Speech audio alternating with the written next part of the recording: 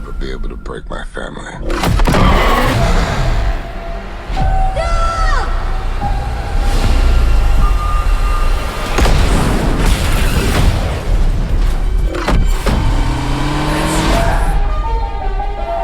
Been a while since I've done a video review. I'm going to try this new format that I'm sure has been done 1,000 times. It's called the Car Ride Home Review, and I'm going to start it off with Fast 10 because that's the one I just got out of. I've kind of had I don't know, kind of weird relationship with the Fast and Furious franchise. I, like everybody else, really started loving it after Tokyo Drift. I hate Tokyo Drift. It's not my favorite. I know it's kind of got a cult following now, but Fast 5, 6, 7, that's like peak Fast and Furious for me. The last couple movies have been kind of going on the downward trend. So I wasn't too excited to go see this new one, but I did want to. I mean, they were promising it's the end of the beginning or the beginning of the end. Yeah. And this one, I don't know. I'm kind of all over the place. Like, it's hard to talk about without doing spoilers, but I won't do any spoilers.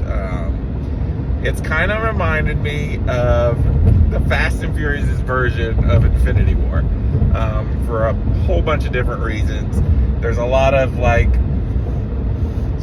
tons of action. Obviously, there's a lot of surprise deaths that you don't really know. Are these people really dead, or are they going to be brought back the Fast and Furious way later on down the line?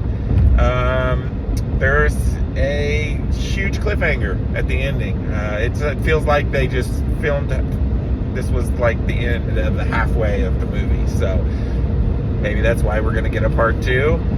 There's a mid-credit scene that's pretty damn good. Like, I really did like the end credit scene. I can remember a post-credit scene, gosh, way back in like Fast 5 or Fast 6, where Jason Statham was at. I like that one, so it's up to that one, quality-wise, as far as post-credit scenes go.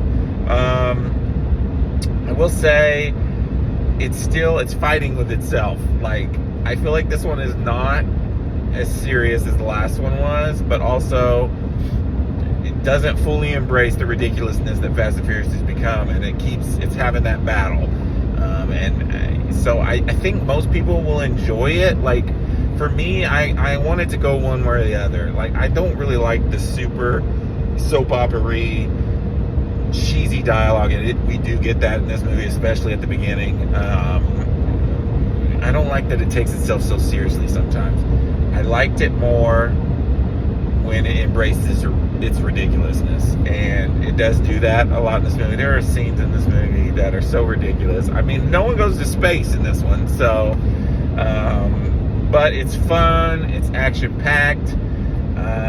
You know, every time you can tell Vin Diesel misses Paul Walker, and we get little subtle, you know, basically miss you man type moments, and which you know, I liked Paul Walker and I liked Brian, and you know, he was kind of the main character of the Fast franchise, so it's cool to do that every once in a while.